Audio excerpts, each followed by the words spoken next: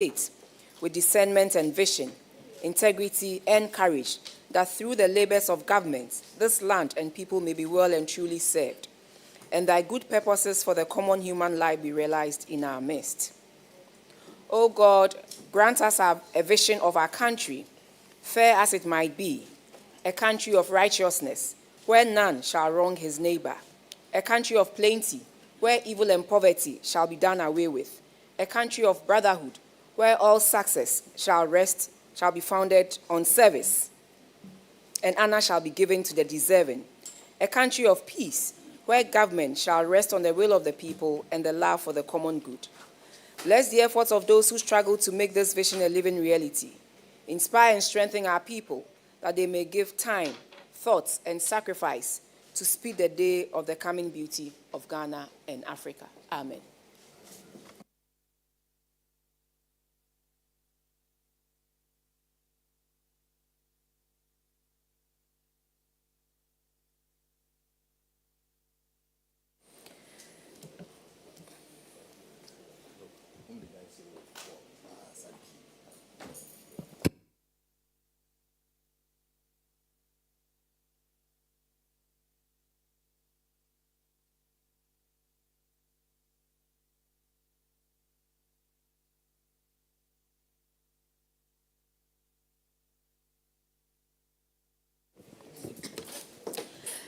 And we are here today to look at the report of the Auditor General on public boards, corporations, and other statutory institutions for the period ended 31st December 2024, and also look at some performance audits that were scheduled for today for the Ministry of Agric and the Ministry of Local Government.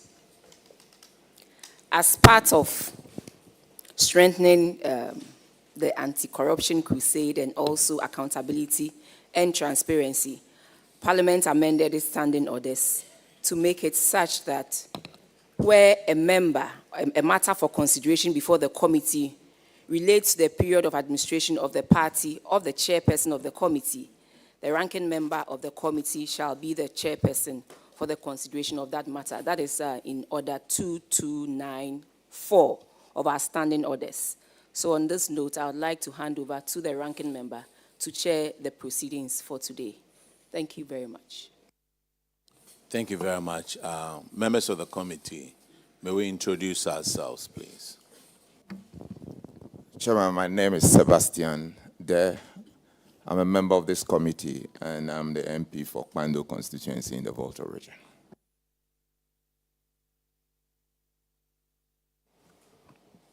Good morning, Chairman. My name is Nano Seiji, Member of Parliament for the good people of New Japan North, and a member of the committee. Geoffrey Kinney is my name. I represent the good people of Nkwanta South and a member of the committee. Thank you. Good morning. My name is Frank Yaboa, MP for Achuma Mwabiaja North in the Ashanti region, a member of the committee. Hello, good morning. My name is Akwesi Kunedu, the member of Parliament for Menchia North constituency, a member of the committee. Good morning. My name is Samuel Atta Mills, MP for Commander Edina Eguafo Abrem, ranking member of the committee but chairing today. Good morning. I'm David Sansao Poku, the member of Parliament for Mpraiso and the vice chairman of the committee. All right. My name is Abna Oseyasar, member of Parliament for Etiwais and the chairperson of the Public Accounts Committee of Parliament. Now we are auditors, please. Good morning, Honorable Chair. My name is Michael Addo, Assistant Auditor General, Audit Service. Good morning, Honorable Chair. My name is Kwajo Treme, Assistant Auditor General, Audit Service. Good morning, Honorable Chair. My name is William Ejei, Assistant Auditor General, Audit Service. Thank you. All right, now we are calling SNIT. And clerk, could you administer the oath, please?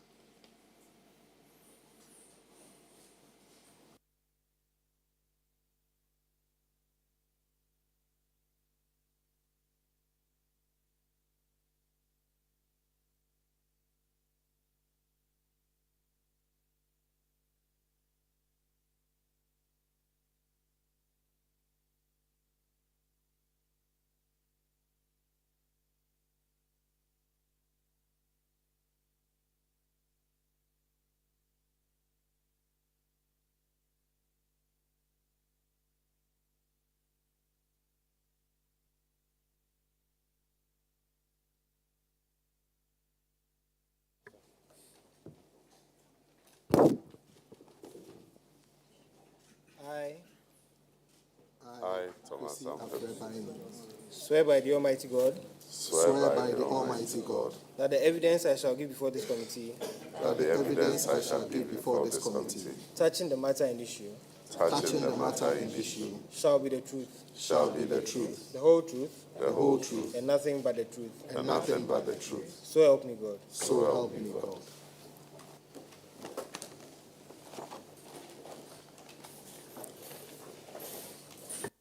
All right, Minister, can you and your team introduce yourself? Thank you, Chairman. My name is Thomas Ampem Nyako. I'm the Deputy Minister for Finance. Thank you, Chairman. My name is Kwesi Afrebaini, and I'm the Director General for Senate. Thank you, Honorable Chair. My name is Bernadette Hoffman.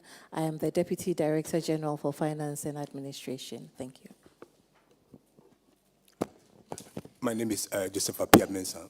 I'm the General Manager, Management Information System. Thank you, Chair. My name is Mr. Desmond Amoa, Acting Chief Internal Auditor. Thank you, Chair. My name is Mohammed Ajiman, Final Accounts Manager. Thank you, Mr. Chairman. My name is Philip Kufisenya, Acting General Manager, Operations. Thank you, Mr. Chair. My name is Frank Mobila, Acting General Manager, Benefits. All right, thank you. Other people, I'm sorry. Honorable Chair, my name is Mabel Ofori. I'm the Acting General Manager, Admin and HR. Thank you.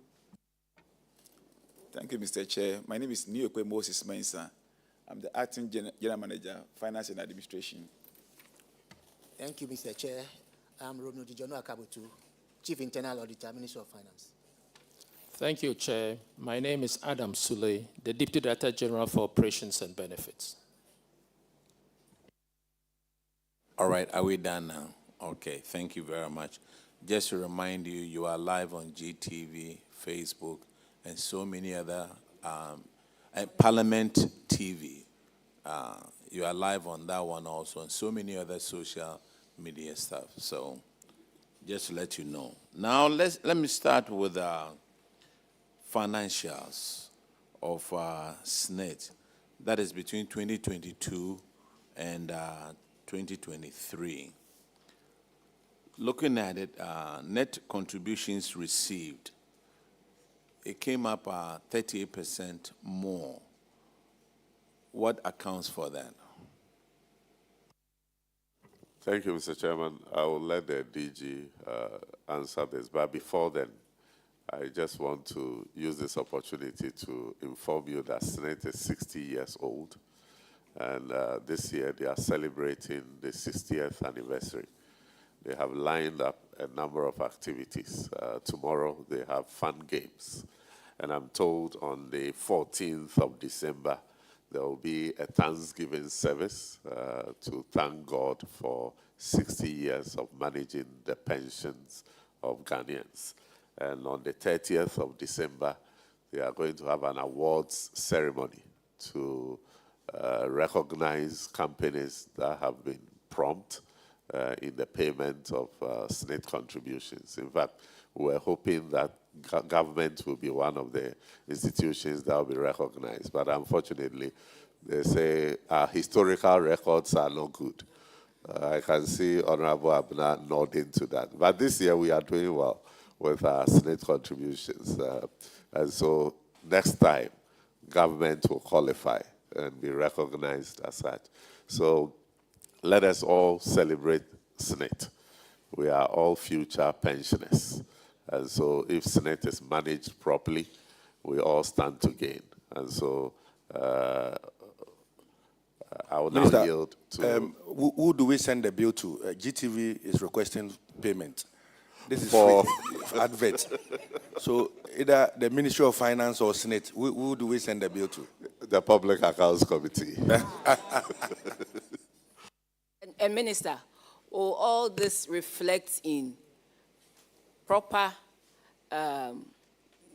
benefits or increase in benefits to our social security beneficiaries all this 60 years, what do we have to show for? And will that reflect in the pockets of pensioners, if I should put it that way? Yeah. Thank you, Madam Chair. This is free advert. You don't have to pay for it. So Yes. you can grow. That is what we are all working towards, that SNET will manage members' contributions effectively, invest them properly so that they can make returns and pay good pensions to pensioners. And I said we are all future pensioners. And so now that we have the opportunity, if we contribute our quota in the management of SNET properly, we will all benefit one day. So that is what we are committed to doing. Thank you. All right. So, Director General, the increase in the net contributions. Honorable Chair, thank you very much. The increase in net contributions by 32% was a function of improved collections on the contribution side. There were improvements on both the government side as well as the private sector for 2023. Is this Mr. Afre? Yes. Oh, okay. Why would you ask? Yes, because I know he's married to a good friend of mine who's also Abna, so that's why yeah. I just wanted. All right. Oh, that's fine. So then let's move on then. Thank you. Yes. Now there's a net surplus. And you went up 275%. What accounted for that? Okay. It's a function of two things, Honorable Chair. One, the improvement in collections was one. And you would realize that whilst the expenditure went up as well, it was not at the same rate at which the collections had improved. So it resulted in a much improved net surplus position. Thank you. Okay, now let's go to a financial position. When you get to your current ratio, 2023 was 3.0 to 1, and then 2022 was 1.6 to 1. Great improvement out there. It means you will be able to take care of your short-term obligations. So that is all that I will do. I will ask about your financials. But let's go to management issues. And Honorable Davis Oboko-Ansah will ask you about the next one. It's on paragraph 1044. Thank you, Minister. And this has to do with encroachment on SNET undeveloped lands. 9 parcels of undeveloped SNET lands covering approximately about 3,161.25 acres have been encroached upon. And the value of these lands is huge. I mean, over 800 million Ghana cedis. And we are talking about the Botiano, the West Hills, Accra, the Dupont of Angkor between Kasua to Accra. And also, your land at Edum has not yet been registered in SNET's name as of May 2024. First, I want to find out from you what SNET has done on these infractions. Thank you, Honorable Chair. On the 9 plots of land at various locations that were highlighted in the report, SNET is in the process of regularizing for the encroachers on 3 of them. We realized that 3 had been almost totally encroached. So the best strategy to adopt at the time was to sell those lands and get those who had built on those lands to pay for those lands. So to date, SNET has recovered 23 million cedis and $783,000 from those sales. The regularization is ongoing. The next phase would involve us putting some notifications in the newspapers and letting people know that if they do not regularize before the deadline that we provide, we will then take the necessary steps to protect our interest as well. That's for Botiano, Donkona, and Klagon. For Wa and Bolga, there was a need for us to do the base mapping, which has now been done and is with the 2 district assemblies for the scheming to be done, after which we'll take the necessary steps to sell those lands as well. Then there is the land, the OTA land at Edum. There's a bit of litigation on that land, so that we would have to go through the legal processes in trying to resolve that. For Aquadum and Odupon Ufanko, the base mapping is currently also underway to ensure that we move to the next phase of trying to get value from those lands. Thank you. But you said that 3 out of the 9 sites are being regularized. That we understand. How about the rest, the 6 remaining? What steps are you taking to ensure that those lands are protected? Okay. For the other 6, for instance, OTA at Edum is under litigation. Then we have the base mapping being done for Odupon Ufanko and then Aquile Nkwanta. That has to be done before we can get into the phase of regularizing them with the people who had encroached.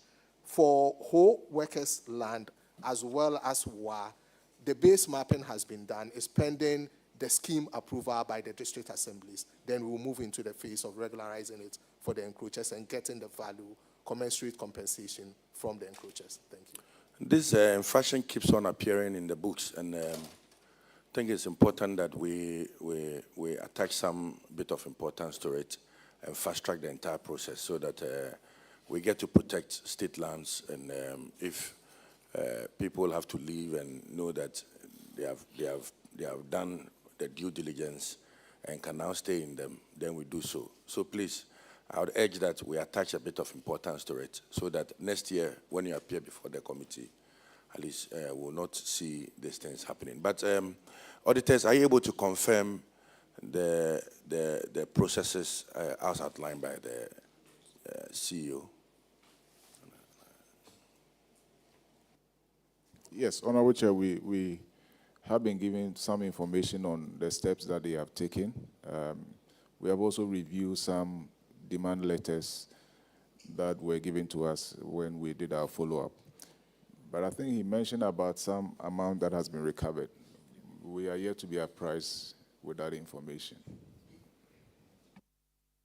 All right, sir. So please kindly do the needful, at least reconcile with the auditors so that we are aware of what is going on. Thank you.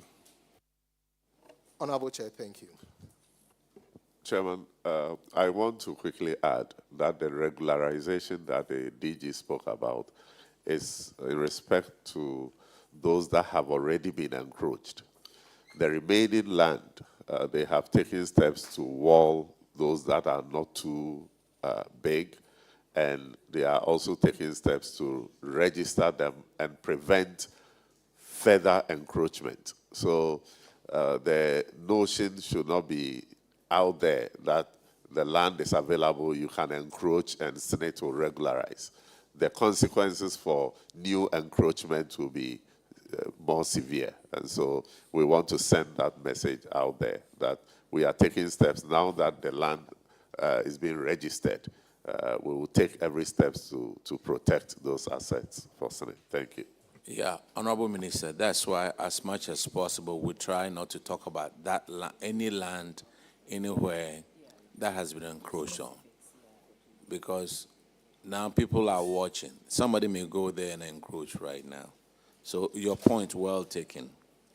The next infraction is on paragraph 1050, and Honorable Sebastian Dare will take care of that one.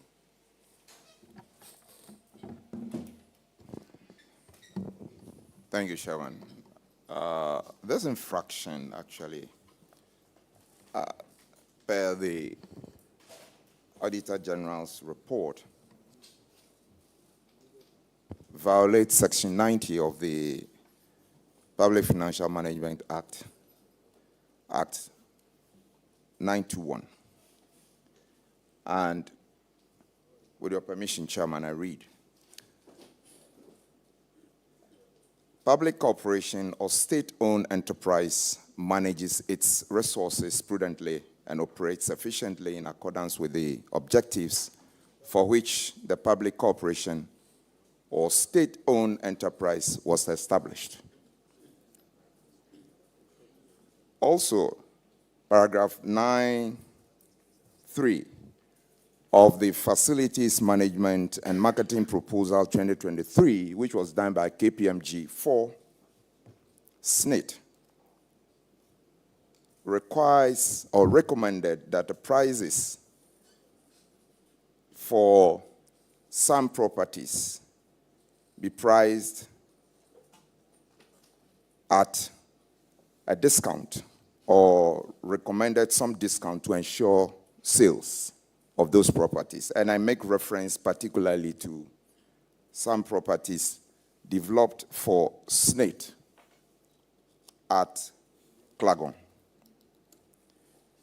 The auditor or the Auditor General, per its report, again found out that these houses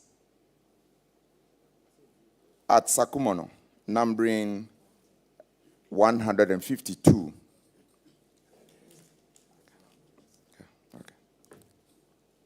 be sold as at February 2019. However, 5 years on, KPMG's recommendations have not been met. My question to the witness is, what is the status of the sale of these properties? Thank you, Chairman. Honorable Chair, the properties in question are yet to be sold. We realized quickly that the prices at which KPMG had recommended for the sale to happen were a bit on the high side. So RSS, which is one of our subsidiaries, has struggled to sell at that price point. We are in conversations with the military who have shown interest in buying those properties. We actually have received a proposal from them, and we are in discussions to see how we can quickly close those conversations and get the sale done. In addition to that, the Mine Workers Union have also shown interest in buying 2 of the blocks of us. And we are pretty confident that by half year next year, we should be in a position to have sold these apartments based on new valuations that are being done as well. Thank you. Chairman, are we to understand that the 40 townhouses at Sakumono and 152 apartments in Klagon, none has been sold as a date? Honorable Chair, that is correct. None has been sold. Thank you, Chairman. But you have a strategy to sell these properties? Honorable Chair, yes. Currently, we are in talks with the Mine Workers Union, who are buying portions of those properties, as well as the Ghana military, who have actually given us a proposal with payment terms to purchase and use it for a barracks as well. Thank you. All right, let's move on. The next infraction is on paragraph 1057. And Honorable Akwesi Kwenedo will handle that one, please. Chairman, thank you very much. Chairman, this infraction has to do with some unrecovered loans. That is about 1.6 billion Ghana cedis and $5.8 million. And these were loans advanced to 8 different companies. What is the status of recovery of these loans? The balances are here.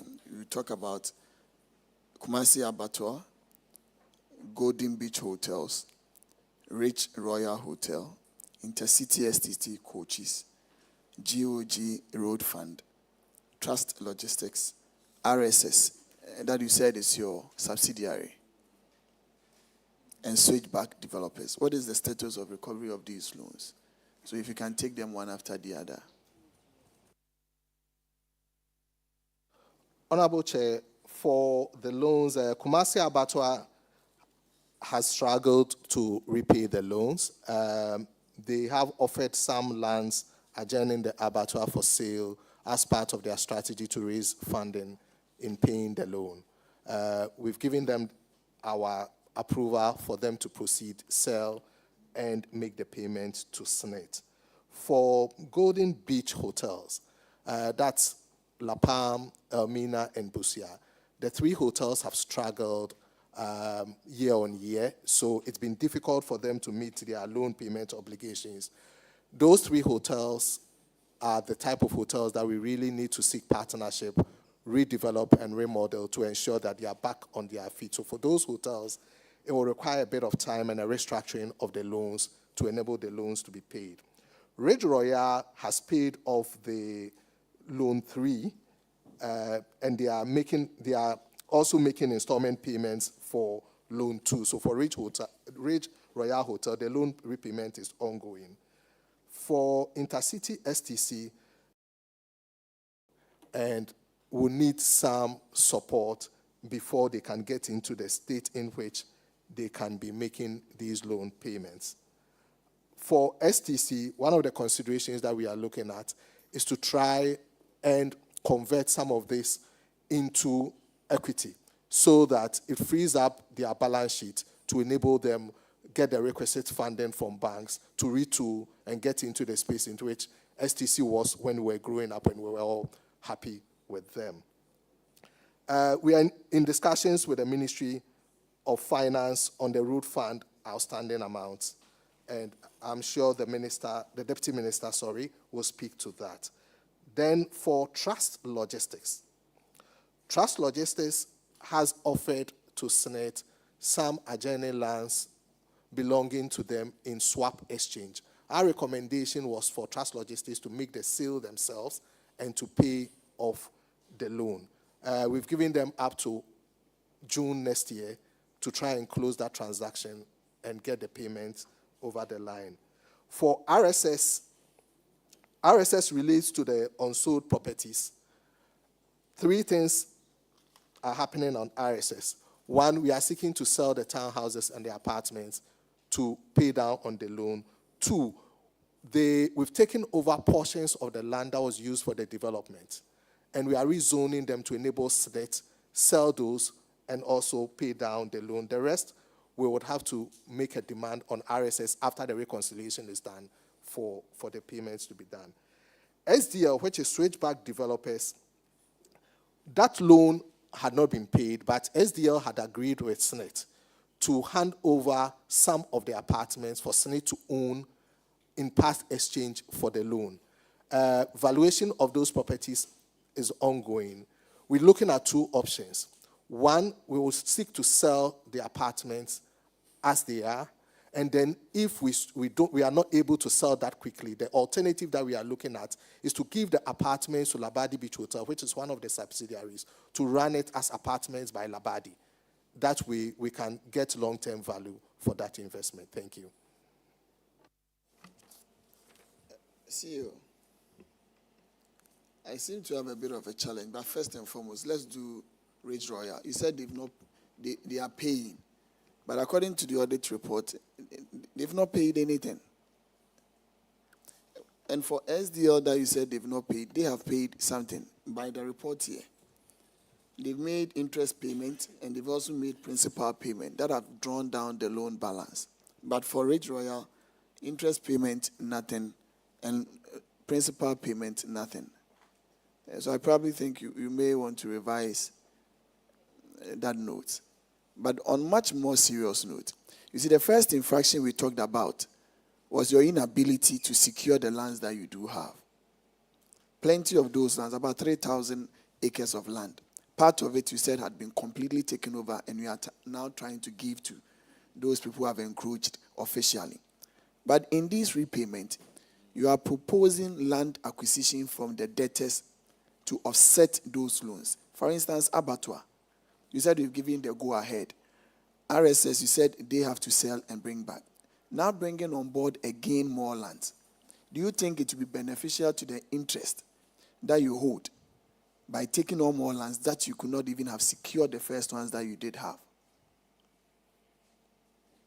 Honorable Chair, thank you very much. In the case of the abattoir, like we said, we've asked the abattoir to sell themselves and pay us. In the case of RSS... No, wait. The abattoir initially said that you've given them the go-ahead, but RSS That is where you said they have to go and sell and come and pay you. And you take part of the properties that they have for that. And for the last one, I would have come to that, but let me add that. You said we are going to give part of those lands to Labadi to operate. And they are part of the hotels. They are part of the Golden Beach hotels that you said are not profitable. Labadi, Lapam. Or Labadi is not part of that one. They are profitable, so you want to give that one to them.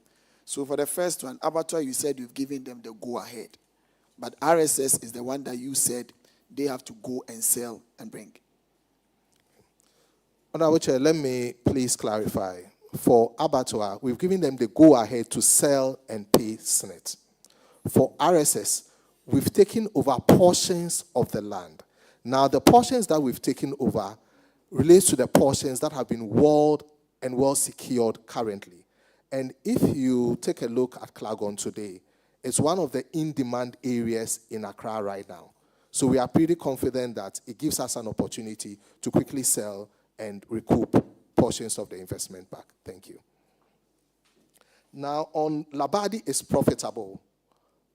So we were of the opinion that if we gave the SDL apartments to Labadi to run as apartments by Labadi, it was going to give us a long-term value in the absence of a quick sale of the apartments. Thank you. In the case of the RSS, that was a joint venture, right? Honorable Chair, yes, it was a joint venture with Reggie Manuel. Okay. So, sir, let me come to paragraph 1063. No, 1062. And it's on the Golden Beach Hotels Limited. Your claim that it was part of the hotels earmarked for participation of a strategic investor. Are these hotels still struggling? I mean, what is the status of these hotels? Honorable Chair, all three hotels are struggling. The three hotels are struggling. All three. La Palm. Are you still in the business of looking for a strategic investor? Yes, we are seeking for a strategic investor for La Palm, Elmina Beach Resort, and Busia. However, for Senate Guest House, Ridge Royale, and Labadi Beach Hotel, we do not intend to seek any strategic investors coming in. We believe that those three hotels should be allowed to run on their own and make profit. Labadi Beach Hotel, for instance, in 2024, made profits in excess of 80 million Ghana cedis. Thank you. Can you confirm to this committee that the decision by SNET to give out these hotels was solely a decision by SNET and not... No, please, Chairman. Mr. Chairman. So, please, Chairman.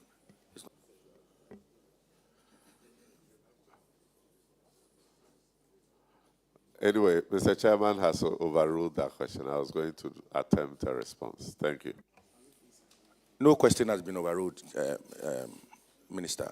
CEO, I want to understand from you that the decision to look for strategic investors to support these struggling hotels, as you have confirmed on this committee, was a decision by SNET and SNET alone. Kindly confirm that for us.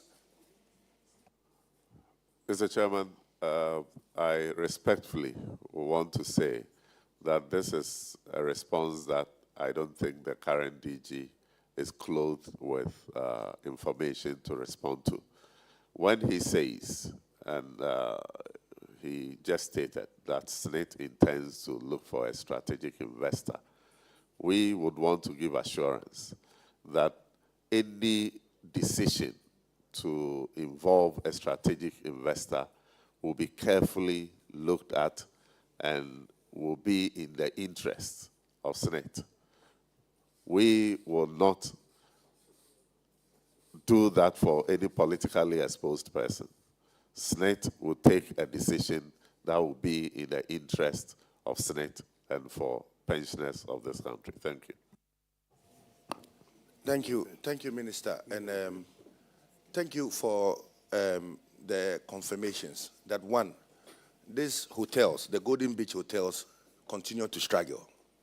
That, two, the current government that you are the deputy minister for is still looking for strategic investors to invest in these hotels. And 3, you are not going to give these hotels to any politically exposed person. I want to say on record that the erstwhile administration's effort at giving these hotels out was not to a politically exposed person. And so please, just be mindful so that we continue to protect Ghanaian interests. But I want to state on record that this confirmation that you have given us is prudent. It helps governance. And I think it's important that we move forward, realizing that it's not everything that we propagate with. Thank you very much. Honorable Chair, thank you. But I would want to clarify quickly the matter of the hotels that we are seeking strategic partnership on. It is just the Golden Beach hotels. That is La Palm, Elmina, and Busia. We do not intend to bring in any strategic partners on Labadi because Labadi is doing well and paying dividends. Labadi in 2023 paid dividends of 16 million cedis. Last year, they are yet to declare dividend, but they made profits in excess of 80 million Ghana cedis. We won't touch Ridge Royale, and we will not touch Senate Guest House as well. So for those doing well, we've taken them out of the hotels that were under consideration previously. We are only focusing on the 3 that are struggling, and I wanted to clarify that. Thank you. Thank you, Chair. See, let me ask. Are these loans that you give you equity investment in the companies? Because when you say we, if they take loan from you, it's a debt on their books, and you only go to receive. Some decisions to take would have to be by them and not you. But if you say we are not, it means either you are an equity shareholder in these hotels. It's not an equity shareholder in these hotels that they gave loans to. Honorable Chair, yes, Senate is the 100% owner for the Golden Beach hotels. Thank you. Okay. So with the Intercity STC, you said they would propose a payment plan. That is according to the response that you gave to them. Have you had any proposal from them yet? Honorable Chair, not yet. STC submitted a proposal of retooling and getting new buses, which would then put them in the situation where they could generate enough cash flows and make the payment. Our view was that we had already invested enough resources in STC and had not had the commensurate returns coming. So our suggestion to STC was we are more alignable to converting the debt into equity to free up their balance sheet so that they on their own can then borrow, retool, and generate the cash flows that they seek to have. Thank you.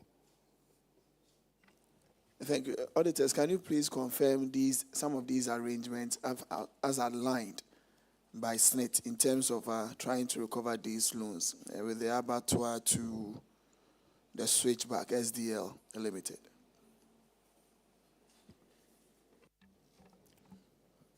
Honorable Chair, yes, on our follow-up, they shared information on some of these strategies and plans that they have in place.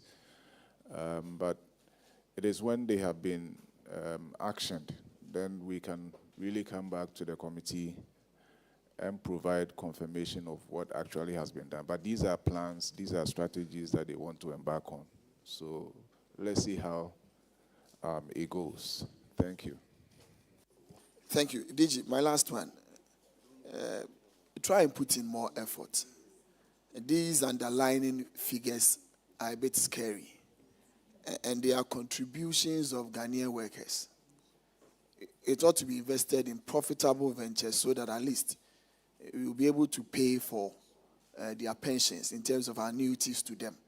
Once they end up in non-viable ventures, it becomes a bit scary, and our future wouldn't be that bright.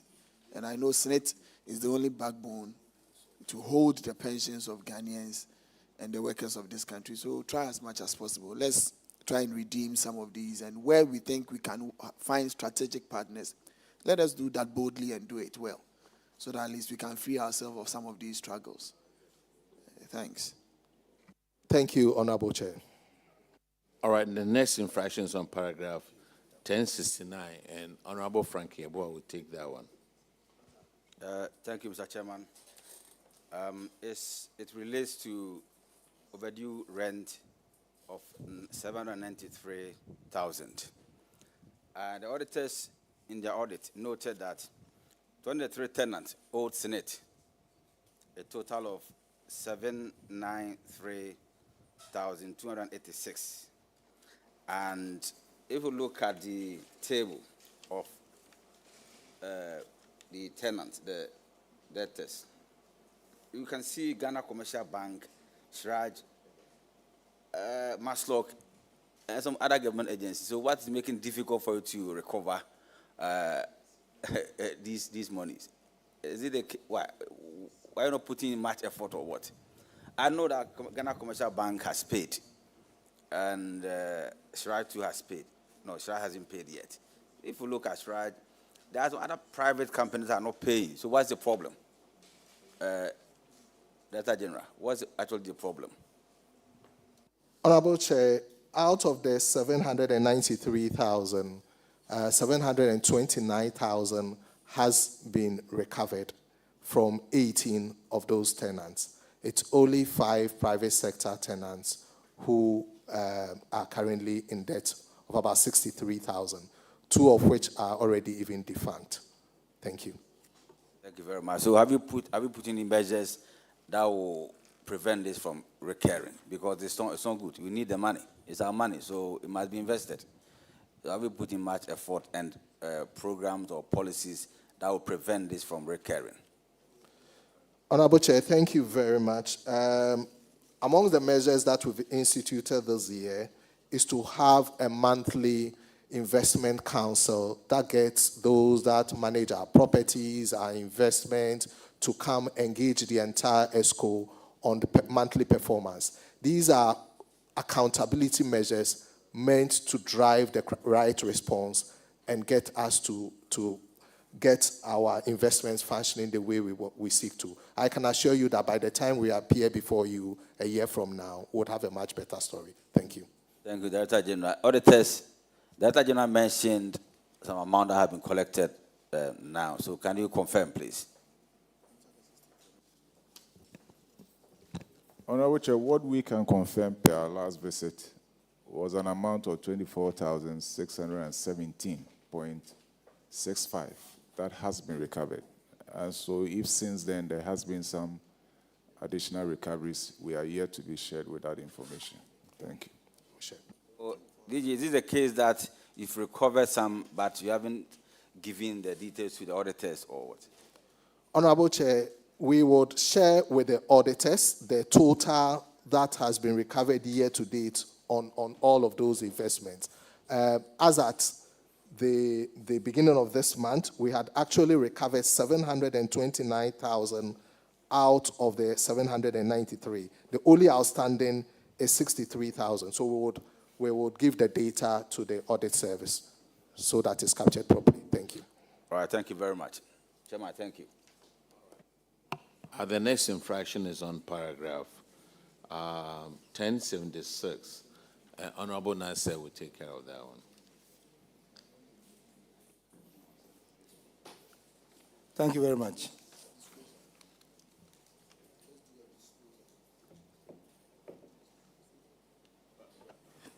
Thank you very much, Chairman.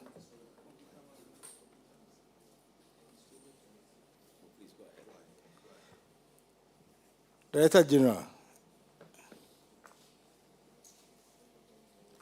my infraction is on 1076. Chairman, the Director General is my very good friend. Yeah. Yeah. Okay, just go ahead and ask him. We celebrate the same birthday. Wow. Yes. Man, same year. Same year. You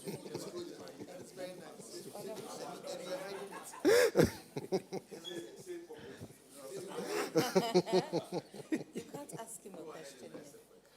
Kwesi, my infraction is on the Bogatanga Senate Guest House, commissioned in the year 2000. It's been abandoned since 2014.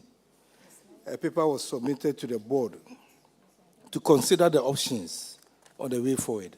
I want to know if the paper has been duly dealt with and what's the way forward on this national asset. Thank you. Honorable Chair, thank you very much. The Bolga Guest House was part of our strategy years back to provide accommodation for our staff and also to expand our activities in the hospitality sector.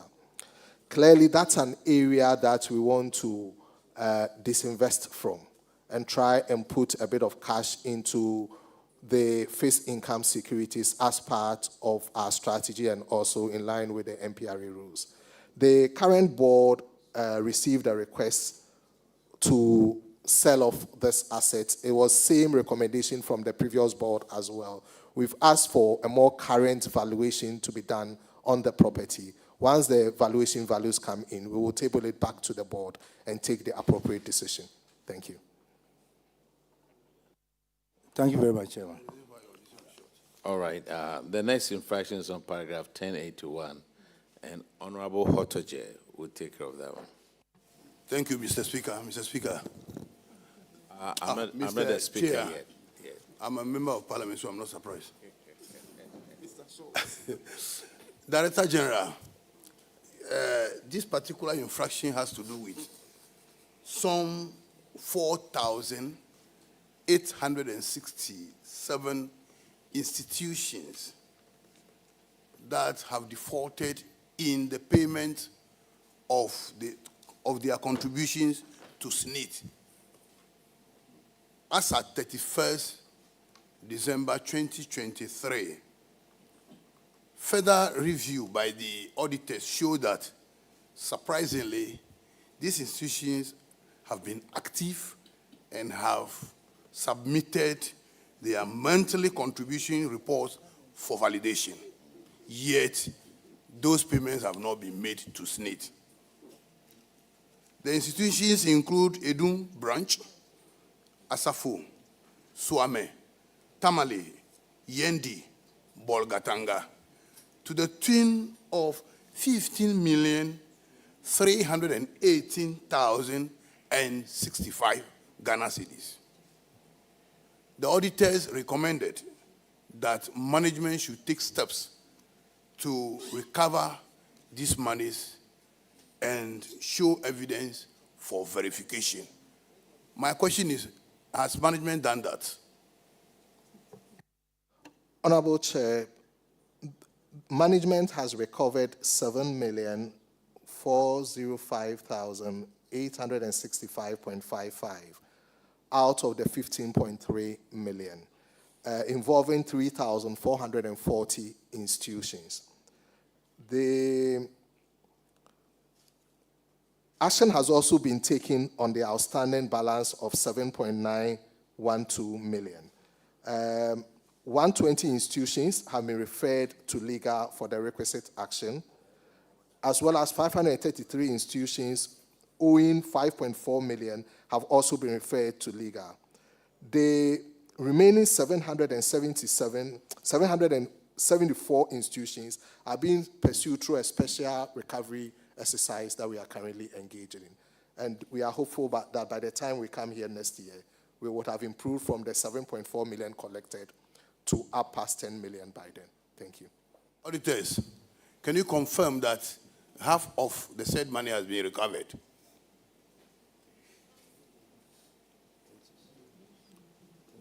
Yes, Honorable Chair, per our last visit, the recovery is 7,102,796.08. So it's obvious that there has been some additional recoveries, which we would have to reconcile with Senate. Thank you.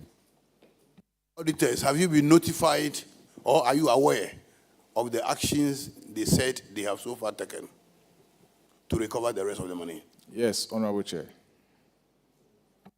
Thank you, Honorable Chair. I'm done. You're welcome. Thank you very much. The next infraction is on paragraph 1087, and Honorable Cletus will take care of that one. Thank you, Chairman. Chairman, this infraction is on non-enforcement of agreement terms to collect overdue contributions to the tune of 237,124 Ghana cedis. Senate, you have 12 institutions defaulting, and you were supposed to take legal actions to recover the said amount. But we noticed that based on management responses, you still have a balance of 171,966,000 Ghana cedis, 59 pesos to collect. I would like to find out whether this money has been recovered.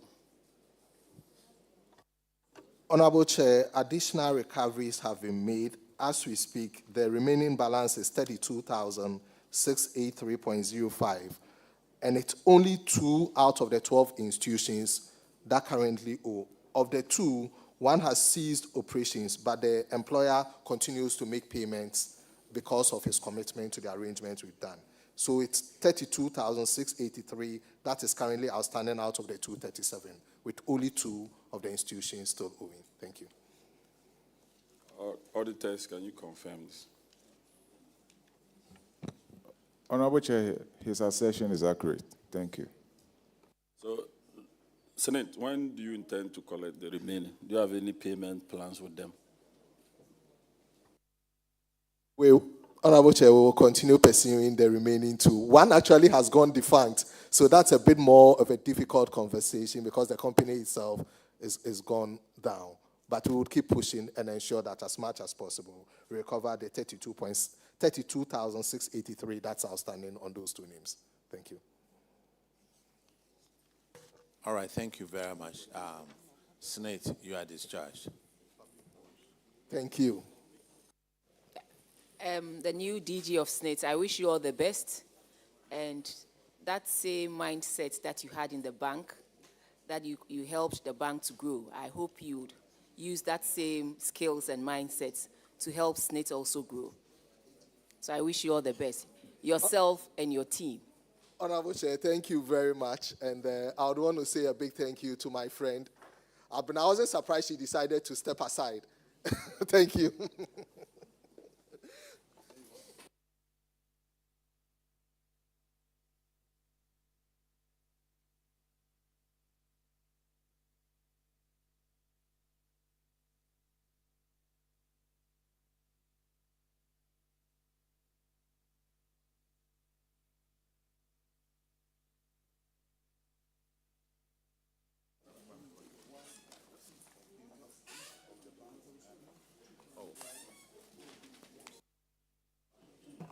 Okay, now we are calling government communications, please.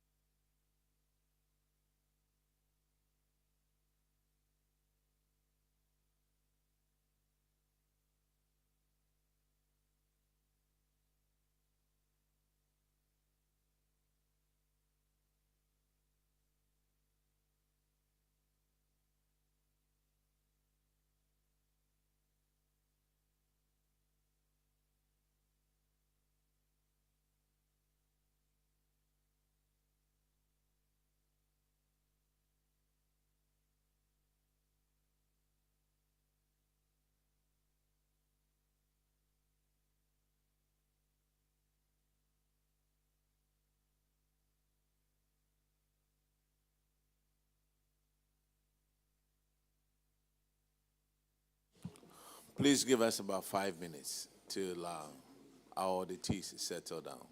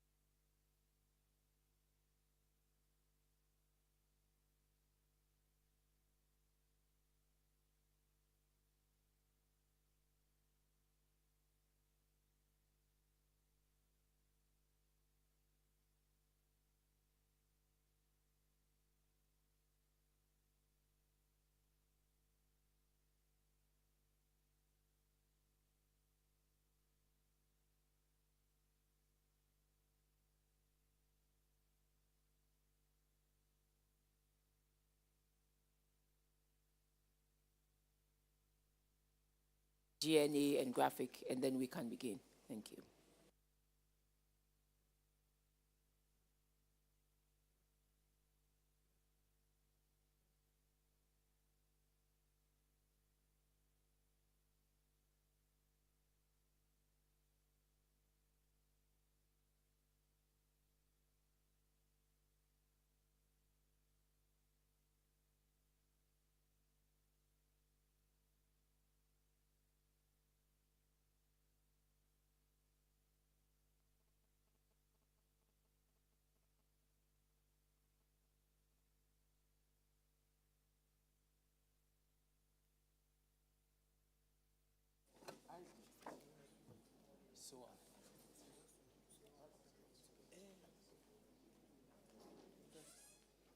Please, those sitting behind the minister, which agency are you from?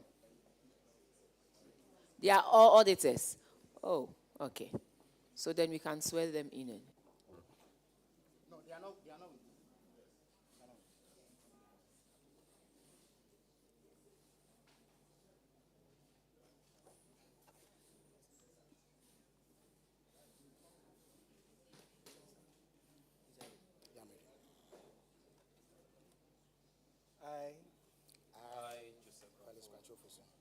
Swear by the Almighty God. Swear by the Almighty God. That the evidence I shall give before this committee. Touching the matter in issue. Shall be the truth. The whole truth. And nothing but the truth. So help me God.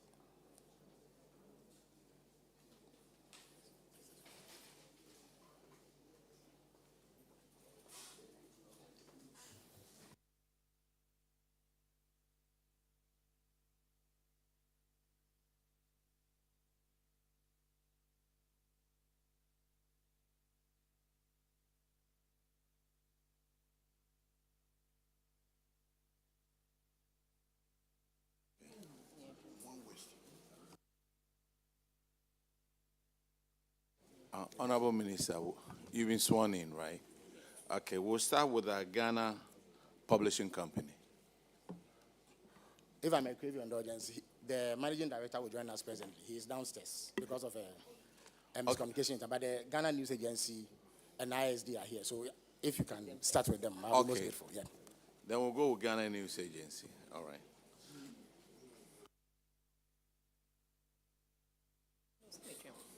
Please. Also been joined by the finance director for GBC. But he's not been sworn in. Yeah. He's not been sworn in. Has he been sworn in? Okay, then let's let him take the oath, please. Let the others come in, and then we add them all together. So, sir, accountant, finance director, kindly sit at the other side. You cannot sit here. No, you should sit, yes. Until you are sworn in, you cannot. Yeah, yeah.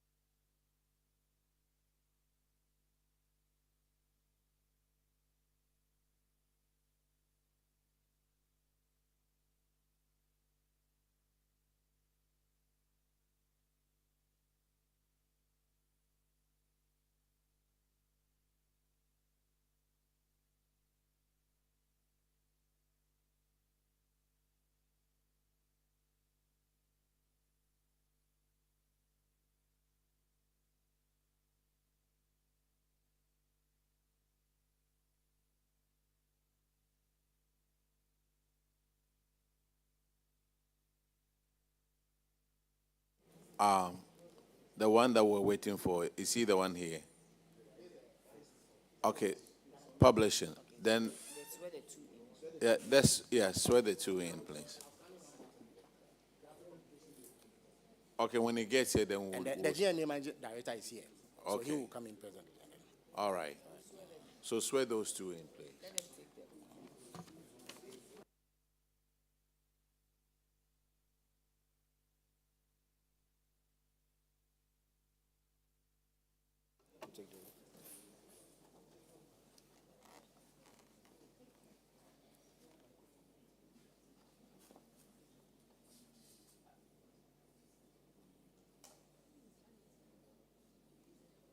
I, Nana Kwesi Buete, swear by the Almighty God swear by the Almighty God that the evidence I shall give before this committee that the evidence I shall give before this committee touching the matter in issue touching the matter in issue shall be the truth, shall be the truth, the whole truth, and nothing but the truth. and nothing but the truth. So help me God. So help me God.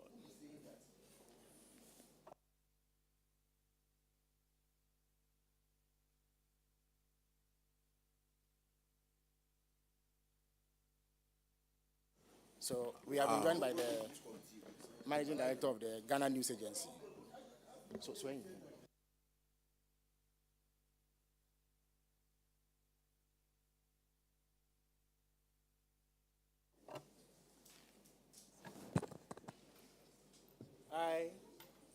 I, Albert Kofi Owusu, Swear by the Almighty God swear by the Almighty God that the evidence I shall give before this committee that the evidence I shall give before this committee touching the matter in issue touching the matter in issue shall be the truth, shall be the truth, the whole truth, the whole truth, and nothing but the truth. and nothing but the truth. So help me God. So help me God.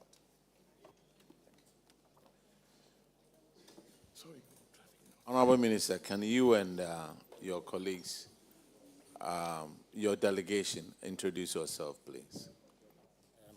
So my name is Felix Kwachi Ofosu. I am the Minister of State in charge of government communication and also the spokesperson to the President. Honorable Chairman, my name is Albert Kofi Owusu. I am the General Manager for Ghana News Agency. Honorable Chairman, my name is Nana Kwesi Buete. I'm the MD for the Ghana Publishing Company. Honorable Chairman, my name is Joseph Bafo. I'm the Director Admin Ghana News Agency.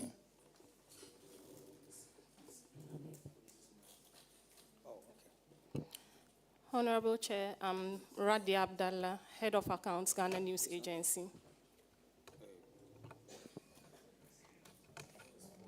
Honorable Chair, my name is Frank Sian Otu. I'm with the Information Services Department. Honorable Chairman, my name is Francis Anava, Director of Finance, Ghana Broadcasting Corporation.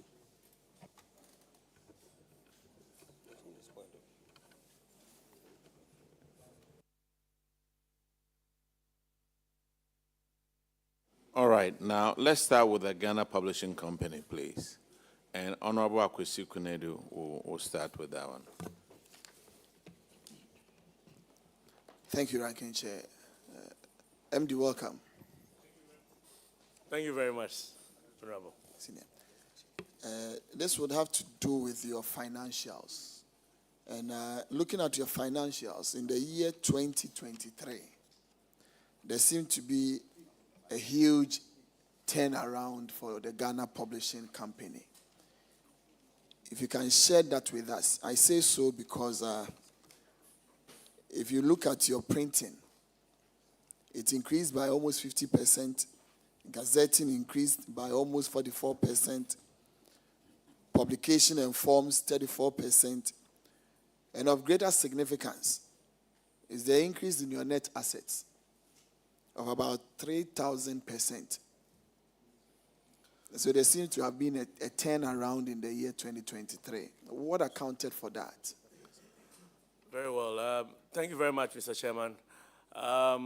You would notice that 2023 was a return from COVID. 2021, 2022, the company barely had any activity because of COVID. So the figures prior to 2023 were figures returning from COVID, and the quantum jumps were because the previous years were literally fallow periods for the company. And the trajectory since then has been an upward increase in revenue and everything that's happening for the company. So I think that 2023 was the beginning of an upward trajectory for the company that has been, a graph going up. Thank you very much. Thank you. Yes, I may and will agree with you in some parts. If you look at printing, yes, I believe that a return from COVID would increase that, gazetting. But when you look at non-current assets, there ought to be a deliberate attempt at increasing it in that way. Non-current asset will mean that acquisition of equipment to do that. Is it that in the year 2023, there was retooling?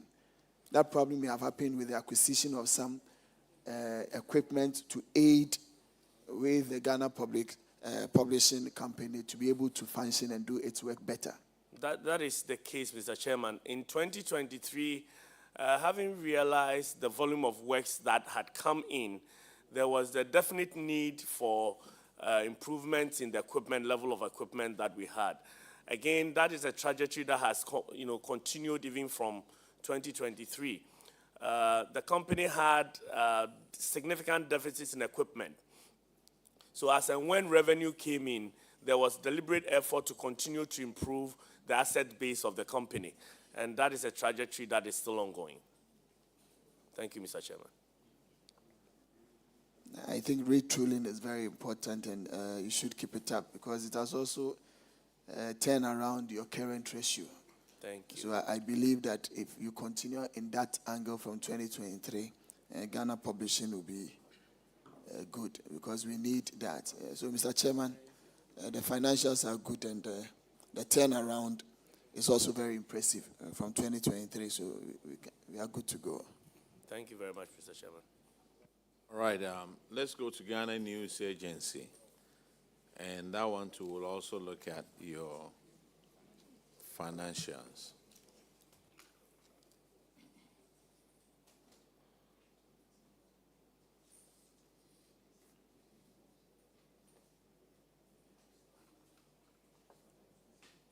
Okay, the financials of Ghana News Agency.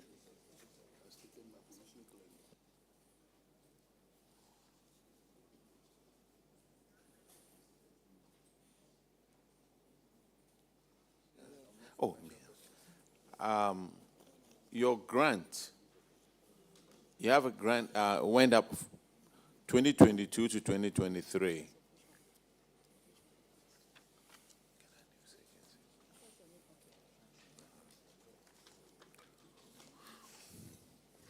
Why did it go up that high?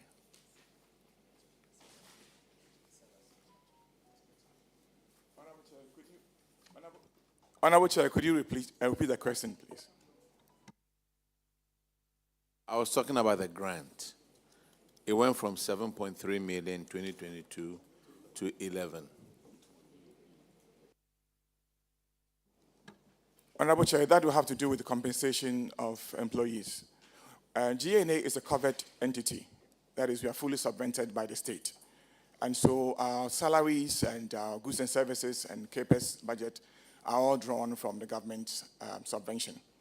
And in the year 2023, we recruited about 17 new staff to fill various vacancies that had been created. And so that accounted for the surge in the expenditure. Plus, apart from the salaries we pay our staff, we also pay compensation-related allowances, and these are the fuel allowances, car maintenance allowances. So when you recruit about 17, that comes along with the increase as well in that sector. Thank you. It's interesting that when you had lower staff, you spent 1.1 million on goods and services. When you added 17 more people, goods and services rather went down. How did you manage that? I should also add that in 2023, there was a broad salary increase by the state. So that also impacted the figure that you see there.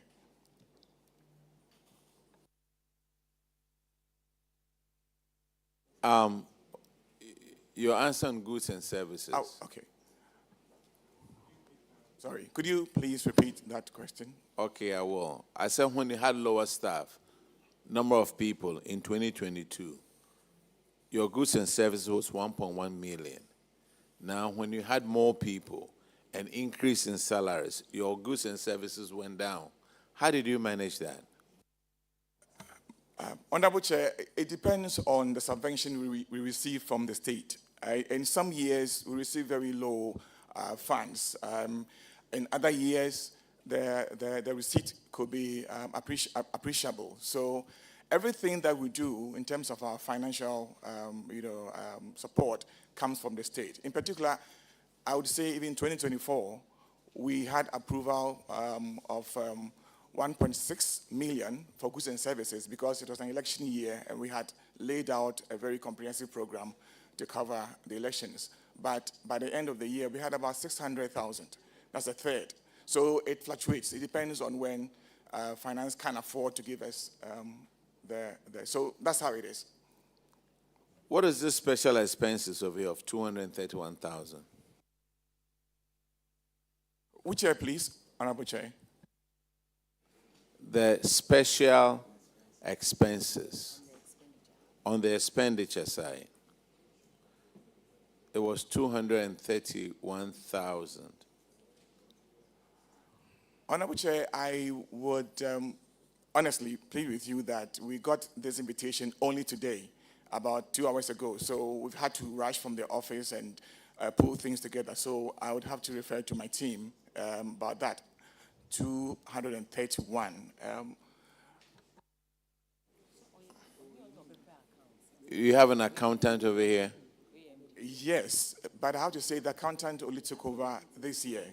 The previous accountant he took over this year? Yeah, she took over this just this year, about 2 months ago. Yeah. So, Honorable Chair, if you would permit us, we could furnish with the details a little later, please.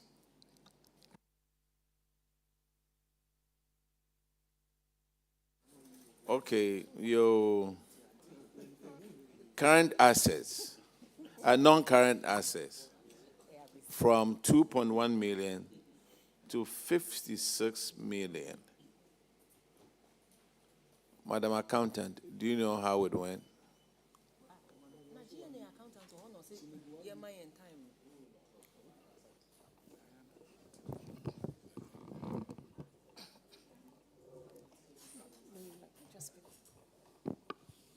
Honorable Chair, so from the Controller Office, there was a notice that we look at our assets.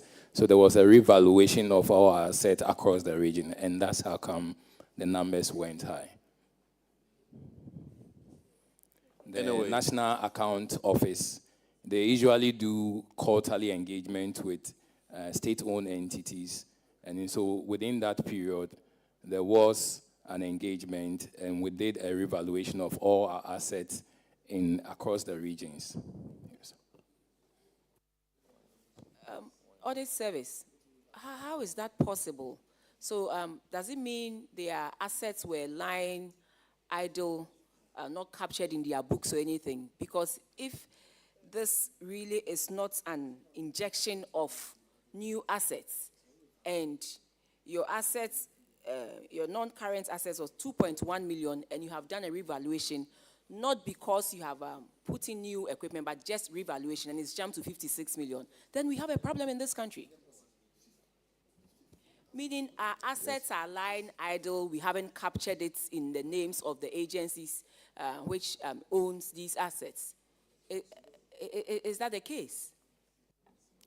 Yes, Honorable Chair, that has been the case before the adoption of the IPSAS accruals. And because of where we are going as a nation, there is the effort to revalue some of these assets. Most of them were carried on our books at the old cost.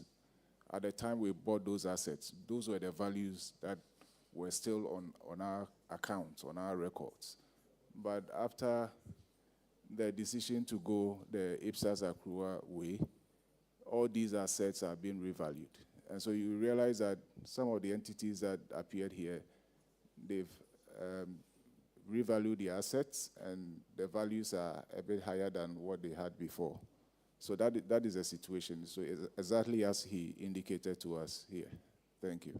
So audit service from 2.1 million to 56 million without new assets, but just revaluation of existing assets. Yes, Honorable Chair, it's possible. It's very possible.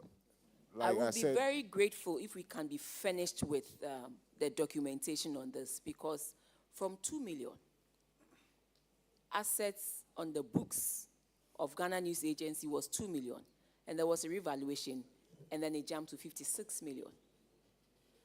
Then by this, isn't it the same with a lot of government agencies or public institutions and boards? Meaning, our whole of government accounts does not reflect a true and fair view of assets in this country. No, Honorable Chair, like I said, most of these organizations have had their assets revalued. And so that has been captured in the whole government account. And when Controller appeared here, they admitted the challenge that there's still some work that has to be done in this particular area when it comes to having the real values of these assets on our accounts. So some work is being done in that area, but most of these organizations have had their assets revalued. For instance, an office building that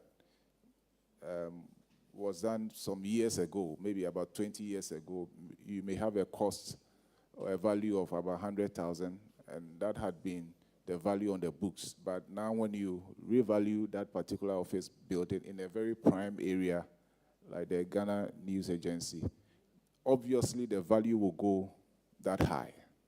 Yes.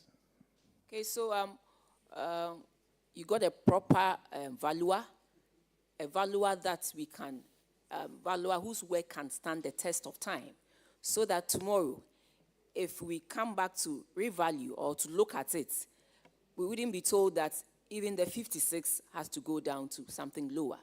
Because jumping from 2.1 to 56, only on the basis of revaluation, it's a bit worrying.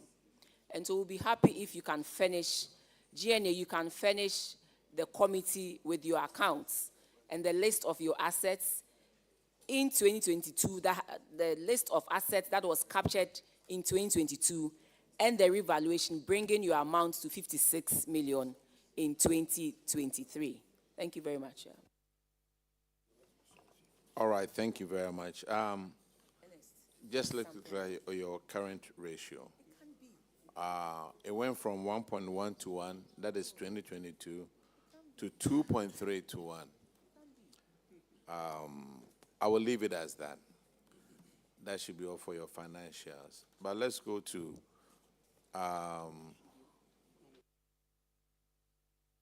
you don't have any management issues. But then let's go to Graphic Communications Group. And Honorable Abena Osiasari will handle. Oh, you are not here yet. Okay. So what about GPAC Limited? It's the same group. The same group. Yes. Yes. Okay. And it depends on the matters at hand. For instance, I'm briefed on some finding on a matter relating to alleged violation of the Procurement Act, for instance, in the sourcing of a company to service one of their machines. So I'm briefed on that. If it's a matter that comes up, I'll be able to speak to it. Well, there's also a bit on their financial performance and financial position. Yes, it keeps on sinusoidal. And we in government have expressed worry about the state of affairs at Graphic. Indeed, they've written a number of letters to me indicating that they are distressed financially. Part of it has to do with dwindling sales because of the challenge posed by new media and the dwindling reliance on newspapers for information. So that is affecting their operations. They have difficulties with their equipment also. It breaks down frequently, and therefore they are unable to meet some of the deadlines that they give to clients, and this results in loss of work.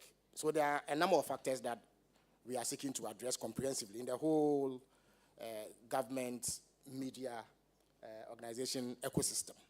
So it is not really due to mismanagement or anything of the sort. It is just the realities of the time, which requires some reform in order to reposition them to return to profitability. Yeah. Minister, I wish they were here to answer to the specifics in the accounts, because I would need certain explanation. I expect them to be here before the session ends, so hopefully they should be here. Yeah. Okay. All right. Thank you.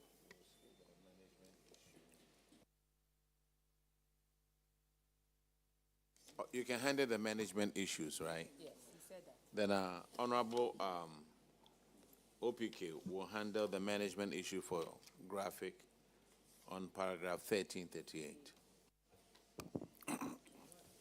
Thank you very much, Senior Felix Akwaba. Junior, if I'm permitted to respond. Felix used to be my senior from primary school to JSS. Yeah, so, but today is my junior in Parliament. So, senior, it has to do with some procurement that Graphic did, and they sole sourced it. In fact, reading the response from Graphic, I get the understanding that the company involved is a sole distributor of Kodak machines in West Africa. That is so. There was no other option left to them. So I want to find out from the auditors first, what do you have to say about this infraction? Because clearly they had no other option than to sole source. Honorable Chair, that is exactly the response from the entity, and that is captured in the report. But I think that the committee would have to take a decision on it. We have indicated their response in the report, but as to whether that is justifiable or not, I think the committee can take a decision on that. Thank you. So Felix, I think the challenge here is that even if you have to sole source, you still need the approval of PPA. Absolutely. And Graphic failed in seeking the approval of PPA in this regard. And I think it's something that they have gone against the law. I mean, sole sourcing still needs the approval of PPA. So with this, I'll leave it to Chairman to take a decision. It's a bit dicey. Yeah. Oh yes. To the extent that there's a violation that is detected and their answers are not responsive, the committee is at liberty to direct the next steps going forward. We will be happy to ensure that any such violation is cured at the level of government, yes. Yeah.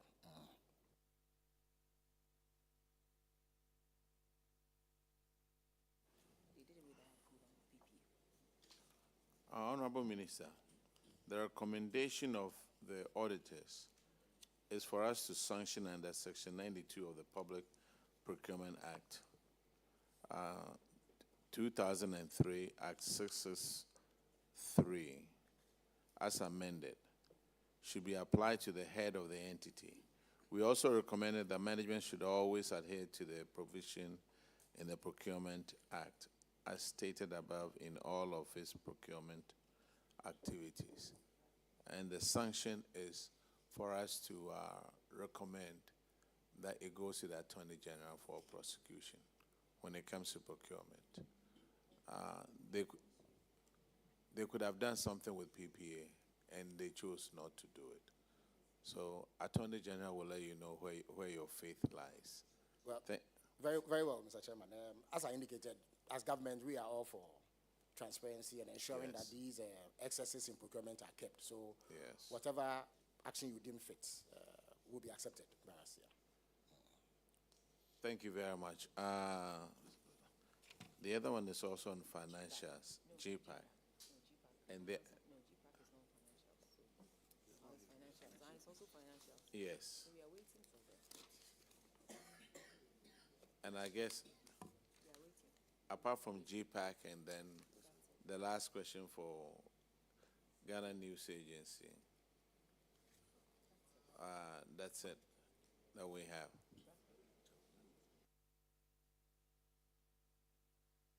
Minister, whilst we wait for graphic, I have, so in recent times, we've seen some good efforts from GTV, especially their online portals, trying very much to encourage people to pay their TV license. In fact, there's been a league table that shows members of parliament who have paid and those who are yet to pay. In fact, I've had constituents tag me, encouraging me to pay. I did mine somewhere in October, and it's an annual ritual for me. But 276 members of parliament, the money that GTV needs to run, this 60 cedis paid by MPs cannot sustain what GTV needs to operate. What is it that you are doing at the ministry to encourage people to pay their TV licenses? And I know that the TV license thing regime is governed by law. I mean, the television licensing regulations, as amended in 1991, encourages GBC or gives GBC the legal mandate to do that. But I'm also aware of a court ruling in 2018 that suspended GBC and its agent to not prosecute defaulters. What innovative ways are you bringing on board to ensure that GTV generates the needed resources in terms of the TV licensing so that they deliver effectively for us? Thank you very much. But for the records, let me state that I have paid my TV license 5 years in advance. So that, of course, You say 5 years in advance. 5 years in advance. You yes. must be a rich man. No, not at all. Not at all. They say charity begins at home. So I would not have the moral authority to encourage others to pay if I do not set the tone. Let me indicate that unlike other jurisdictions where the enforcement for the payment of TV license is higher, ours is a bit lax. And you refer to the court ruling, which also hampers the ability of the corporation, GBC, to go after those who default. So I think the first point of call is to put in place an enforcement mechanism that compels people to pay. The second point, and I've made this point over and over in my interactions with the management of GBC, that people would have to be enticed through content development to pay. First of all, people have to watch your station in order to develop interest in your programming so that they are motivated to pay when you ask them to do so. If they find your programming stale and boring and unexciting, they may switch elsewhere and they may not find it necessary to pay any heed to admonitions to pay. So there must be an improvement in the content. Then technology that enables the organization to track who is watching, the number of eyeballs they have, and how they can get people like this to pay will be necessary to deploy. And then the ease of payments. How easy is it to pay? Thankfully, because of the advent of mobile money and money transfer, it's much easier. And that's how I paid mine 5 years in advance. So I think that an amalgamation of these will help us overcome this difficulty. One of the ways that we've attempted to draw attention to begin with, you'll be surprised that there are people in this country who do not know that payment of TV license is compulsory and that there's actually legislation backing SIM. So through the magic being done by the GBC social media handles, more awareness is being created, and you find that there's greater excitement amongst the public. But again, it speaks to the point of content. Because of the way that they do their postings, it generates public interest. People follow what they do, and therefore their interest is picked. So a number of things are being done. But let me indicate that TV license alone would be woefully inadequate. The problems of GBC go beyond the payment of TV license. Indeed, at the last reckoning, the last report I saw indicated that they got just about 500,000 Ghana cedis or so from TV license payment. That is a drop in the ocean compared to what they need, compared to the challenges they have. They've had difficulties with payment of electricity, for instance. In some instances, I've had to intervene to get the Electricity Company of Ghana to restore electricity. They've had legacy debt issues. And then they've had general revenue shortfalls that make their operations difficult. So currently, we are in discussions with SIGA. Let me indicate that even though I have ministerial oversight, most of the reporting is done through SIGA because it's a state-owned enterprise. So in collaboration with SIGA, we are developing a roadmap towards transforming GBC and all the other state-owned media organizations, because all of them are suffering. Whereas the books of GNA may look impressive, they themselves have their own challenges. Same can be said for ISD. Even Graphic, which in the past used to lead the way in terms of their commercial viability, is having difficulties. But all of it is because of the way things have been done, which need to be changed. So in the coming weeks, we should present a report on this to Cabinet for consideration.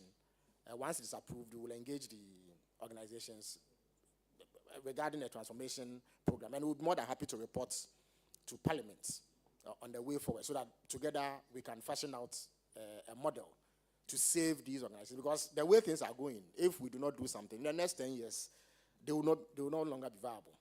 As given the stiff competition that they are receiving from competitors in the traditional media space, and then social media. So it's a whole comprehensive program that we are developing. Yes, but on that note, let me encourage everybody to pay TV. Even if it is 500,000, we could do with the money. We could do with the money. So they should keep it coming. Yes. So, Minister, so thank you very much for the answer. And just to point out that, I mean, for instance, if you come to my constituency in Pryso, and let's say you go to Intomim, where maybe, or let's say you get to Asakraka, where you would have less than 10% of these people on social media, it becomes difficult for them to know that by law you are supposed to pay your TV license. And I think that the GTV people should come out with some innovative means of reaching out to them. And I'm sure that if they were to go to ECG or to go to Ghana Water, for instance, we know that virtually everybody who pays ECG should have one TV or the other in his house. And so when they're able to get that database and they send an SMS or something to these people, I think it becomes easier for them to generate more money, that concentrating on the political heads to pay. Who will do that? And also, you've paid 5 years. So what if the fees change next year? What do you do? Well, it means that I have to. Well, if it's the fee comes down, you take your money, which it never does, then they would owe me some reimbursement. If it goes up, I'll do a top up. But that was only to show that a lot more can be done. Yes. I think the point you raise is valid.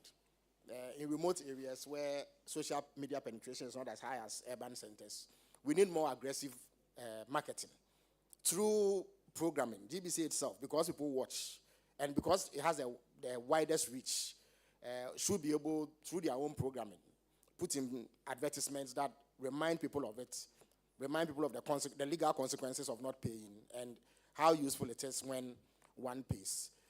Through collaboration with the ISD, for instance, the ISD is present in just about every district in Ghana. So through the education campaigns, they are LED, with LED screens and all that. So they'll be able to go around and educate people on a wide number of issues, including the need for us to meet our civic obligations, one of which is the payment of TV license. But as I've indicated, TV license itself is inadequate. So even as we encourage people to pay, we need to improve content, and then we need to do more to sustain their commercial viability going forward. Yes. Well, just to put on record, and I know that the administrator of GBC's Facebook page is watching. I'm not against their approach, because sometimes he can go very hard on people. So that we are. Well, I think that what it is that, and I have had cause sometimes to engage them and find out why this new modus operandi. But they've explained that they curate their content on the basis of what they think is trending. Social media is not exactly conservative. And sometimes the things that you need to do in order to gain traction and eyeballs may be unconventional. To the extent that it does not blur any ethical lines, it does not defame anybody or put out any offensive content. It may be out of the ordinary. It may not be in keeping with what we know GBT to be. But once it does not violate any known laws or offend people's sensibilities, it can pass to the extent that it draws the attention that we want for GBC. I think that the experiment has worked. Even their followership has improved. They have over 600,000 followers as I speak to you. If you compare it to just about 2-3 years ago, it was quite low. And the Director of Finance is here. He can attest to that. So they've become perhaps the leading social media handle of any media organization in Ghana. It's an impressive achievement. We need to commend the team. There's a whole team here. There's not just one individual. There's a whole team that does the thinking and brainstorm over what to post. But I have always emphasized the need for them to stay within ethical boundaries so that they do not offend sensibilities of people. Yeah. Mm-hmm. Minister, I also, as part of you retooling and strategizing to make GBC more competitive, I think you should look at their costs, especially to do with their assets, their buildings. You look at these private TV stations, they have just one small office, yet the content they put out there, you would think it's a whole universe. GTV has huge assets in terms of building. Maybe we should start thinking of what we can do to those buildings. Can they co-share? Can they, so that they can raise additional revenue in addition to the other revenue handles that they have? They can pair with other people, other TV agencies to reduce their costs. You go to GTV, and clearly, if you say you are going to renovate their buildings, it's going to cost you so much, yet their buildings are underutilized. Let me use Joy FM. You see where they have. Look at the content they put out there. You see City, GH1, the content they put out there. UTV, that's all they have, but the content they put out there. So one major thing that I believe you should look at is their cost, and the cost in terms of maintaining the buildings, and how to use these huge assets in the form of buildings and to leverage on to raise more revenue. That will also reduce the amount of money that government on its own will have to spend in bringing it to the power of the other media houses. So that is one thing I believe you should look at, because I get worried when I go there. I see their buildings and they need renovation, one, and two, they are not being used to the full. So, Minister, as part of the re-strategizing to bring it to that point where they make profits and also people watch, you should consider addressing the cost in the area of the huge buildings that they have. I mean, that will help. Yeah. That is true. Indeed, it's one of the things that we've identified in terms of cutting costs, leveraging existing assets, and being able to recapitalize GBC and the other state-owned media organizations. It's precisely that. Some of the buildings were put out even in colonial times. So they were built to meet the exigencies of the day. Times have changed, and therefore you do not need that number of buildings in order to operate. With one tower, you can have all your departments operating from one building. Mr. Kofi also used to be with Joy FM, so he would know. I think he was integral to restructuring them the way that... Was it by coincidence that I used Joy FM? Well, I think that is a prime example, so it's allowed.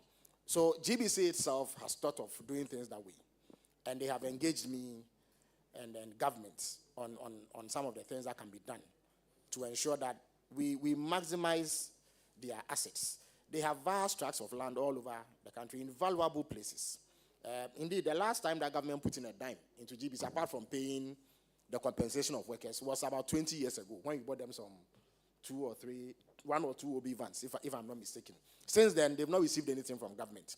I have made it clear to them that government is not in a position to put in any further money.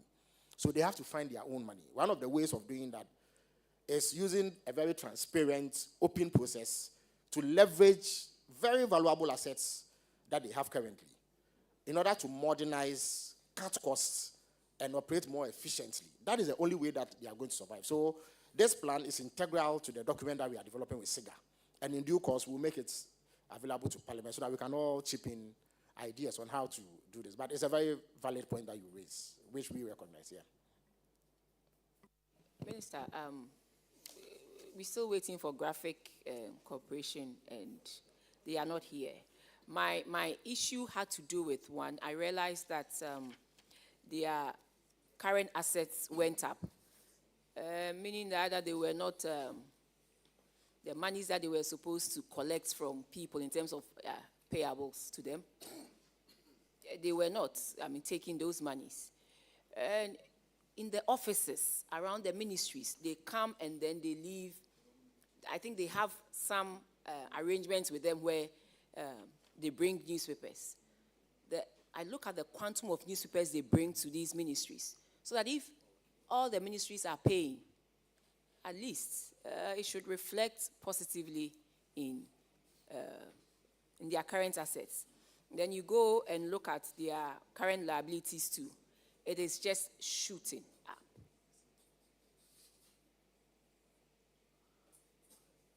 So, Minister, these two areas must be watched. They must have an aggressive revenue collection and strategy where they collect the monies from all of us when they offer their services. Because if we don't do that, no matter how government pumps in money, if it is the same attitude, then we will not benefit the way we want to benefit. In 2022, their profits, there was a deficit of 4.3 million, and then it shoots up to 14 million in 2023. So it tells us there's a lot of tidying up that they need to do. They need to strengthen the management of their financials. And you have to help them, do that. Because in terms of the newspapers, I think they have a wide coverage, and they reach more customers than any other.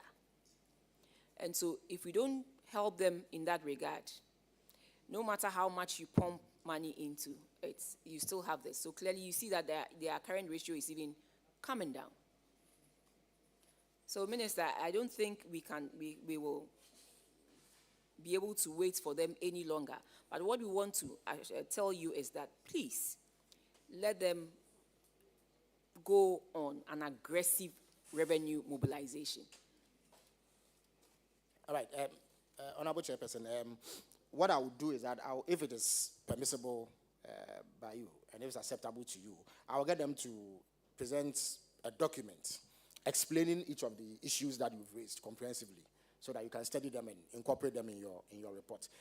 That said, I have also had cause to engage them on that particular matter, because just like GBC, they themselves have been distressed. Indeed, a couple of months ago, they sent me an SOS letter requesting for some logistical support from government.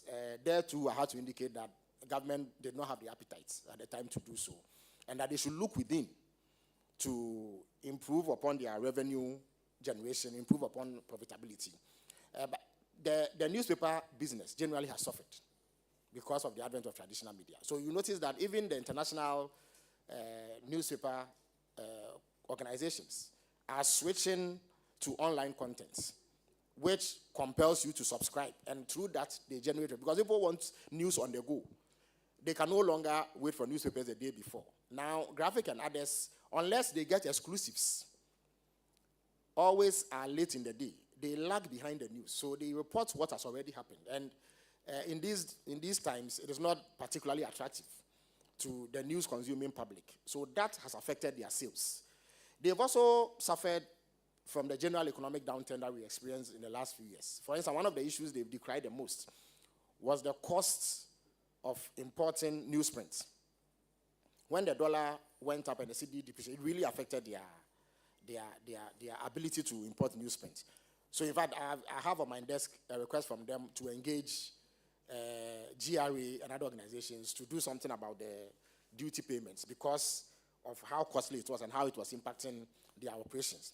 They also have aging equipment. Indeed, the last time they got new equipment was in 2010. That printing machine is still fit for purpose, except that it requires some retrofitting. And they tell me that they will need about 800,000 euros to do so, to import the parts and bring it up to an acceptable level of operation. They are not in a position currently to raise that money. So we are still in discussion with them on how they can be assisted to do so. Once that is done, they will return to more operational efficiency. Because of that, they are losing significant clientele because they cannot meet production deadlines. The machine breaks down too often, and therefore it does not make them competitive. And mind you, they are operating in a very competitive environment. There are private printing houses that are doing better, who have less costs than they do. So I've asked them to tidy up their operations and ensure that they return to profitability, and particularly pursue an aggressive online content model that rivals any that you find around the globe. That is one way of opening up another revenue stream, because that is where people are, and that is where you should reach people with the news. That breaks constantly. I do not believe that going forward they will be competitive if they continue to remain the way they are in terms of their operations and in terms of the content that they develop. But all in all, it is a very viable, potentially profitable business, which we need to support in every way we can. So I'm still in discussions with them to ensure that these problems are overcome. But like I indicated, I will get them to send you comprehensive responses to the issues highlighted in this document. Yeah. The Minister, if government can put out a policy, you see all the budgets that we print, all the other printing reports, the reports that we bring to Parliament, if maybe between two government-owned companies, you can share it amongst them. Sure. Clearly, it will be a very good source of revenue for them, because almost every sitting, we get a lot of reports. And come next week, we're going to have the budget being read, and they will give us the budget documents. So maybe you should make a deliberate effort to push some business to graphic communication and any other government institution that is in the printing business. And for that one, they will be assured of some revenues that they can use to turn around, whilst government also looks at the bigger picture of equipping them properly. But I must say that they must pursue an aggressive revenue collection strategy, because these are the low-hanging fruits. That is true. You give us newspapers, you hardly come back for your money, or you don't pursue us aggressively for the monies, what is owed you. You know, the typical person will relax. So these are low-hanging fruits that I believe they can pick. And also, if you can make a deliberate effort policy that all our printing should go to maybe 2 or 3 selected. And the Graphic Communication Group Limited, the GPAC, they should be able to handle this. They have capacity. They've shown, indeed, it will interest you to know that there's a Ghana publishing company that prints the budget document itself. And they've become so innovative that now they are able to put every MP's name on the budget. So everybody will receive a unique copy of the budget. And they will do it where it shows that they have the capacity to be innovative. They have the capacity to do new things. So they are more than happy to take on board. And let me indicate that I've engaged both the Minister for Education, under whose auspices significant printing occurs because of the need to print textbooks and exercise books for schools. Ghana Water Company Limited, all their bills, to the extent that they remain on paper, can be, the Ghana Publishing Company prints it. They can do the same for ECG. They can do the same for all other government agencies. Even if they get 20% of all government printing, it will stand them in very good stead to do very good business. Their professionalism is without all question. these value books from GRA, Absolutely. the hospitals. Absolutely. I mean, you can make... So it is something that, in fact, it's something that we've even discussed at Cabinet. And there's general agreement that that should happen. So I'm engaging the finance minister so that in this budget, it is actually written into it as a precondition for releasing funding for some of these works, so that Graphic Communication Group and Ghana Publishing, they have the capacity to do it, and they will do it with excellence. I can guarantee that. Yeah.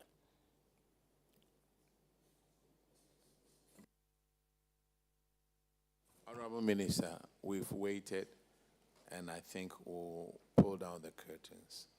Thank you very much for. Thank you for coming to Public Accounts Committee. Thank you very much, Honorable Chairman. We are done. Honorable Chair, thank you very much. Minister, respectfully, if you can sit and wait for and listen to our closing remarks. We began on the 27th, and today is the end of this particular sitting. And since you happen to be the last person here, we'll be grateful if you can just sit and then listen to us. So, esteemed colleagues of the Public Accounts Committee, ladies and gentlemen, and today we conclude the scheduled public sitting and hearing of the public accounts of the 9th Parliament. I, the chairperson of the Public Accounts Committee, therefore have the singular honor, on behalf of the Speaker, Right Honorable Alban Sumana Kingsford Babin, and the entire membership of the Public Accounts Committee, to express our sincere gratitude to everyone who has participated and supported our work. I want to use this opportunity to thank the ranking. You've been very supportive, very, very supportive, and for that we are grateful. And also to the other members for their impressive commitment and dedication to these sessions. We couldn't have achieved this without all of us here. So today's meeting marks the climax of the months of diligent and painstaking work that we have done. Out of the 16 reports that were referred to us, we have fully completed 10. And for one, we have done about 60%. For the other, we have done about 90%. And there are a few which we'll need to do outside Accra. And so we will be doing the regional visits, which we will start from next year. This journey began on Tuesday, 19th August 2025, and we have collectively vowed to seek value for every cedi expended in the financial year of 2024 and subsequent reports that have been referred to us. We also promised to thoroughly assess audit responses and constructively engage the leadership of covered entities. Since then, we have successfully engaged almost all the institutions and covered entities cited in the Auditor General's reports. Whilst in public sessions here, we have received and noted diverse responses to varying degrees of reported infractions and irregularities. In some instances, needed clarity has been brought to bear. Of course, this improves our understanding and increases the trust in the management of public funds. We've had the opportunity to showcase and commend excellent and prudent institutions. The committee has also had calls to encourage leadership of covered institutions to take hard and necessary steps to correct previous missteps, and irregularities, while we have also gone ahead to refer some matters to the Attorney General, which we would officially follow up with a letter.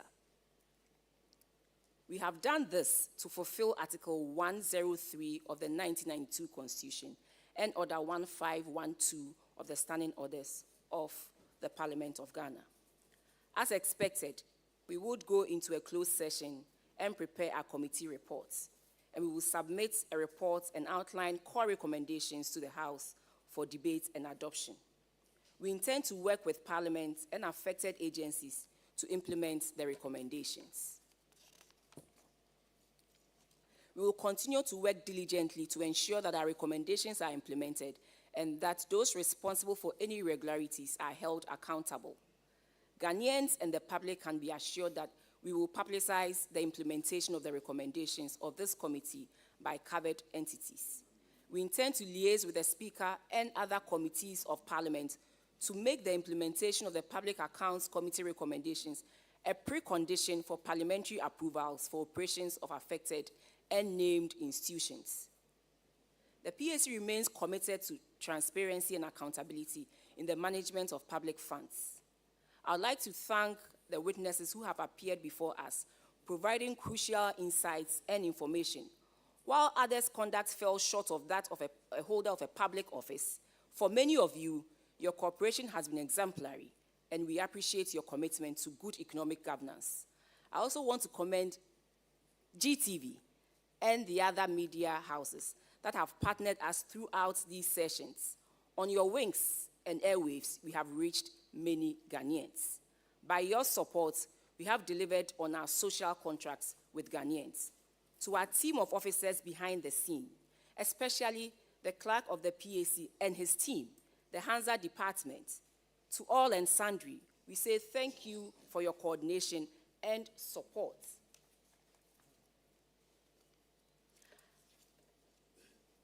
And finally, we can't or we couldn't have gotten this far without the Auditor General and the auditors who have supported us through and through.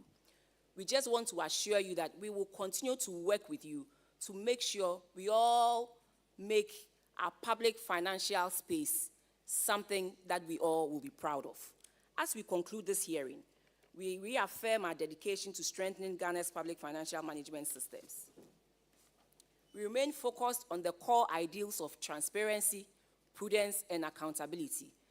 Public Accounts Committee we will continue to work tirelessly to ensure that public funds are utilized efficiently and effectively for the benefit of all Ghanaians. May God continue to bless us all as we all discharge our mandates. Thank you so much.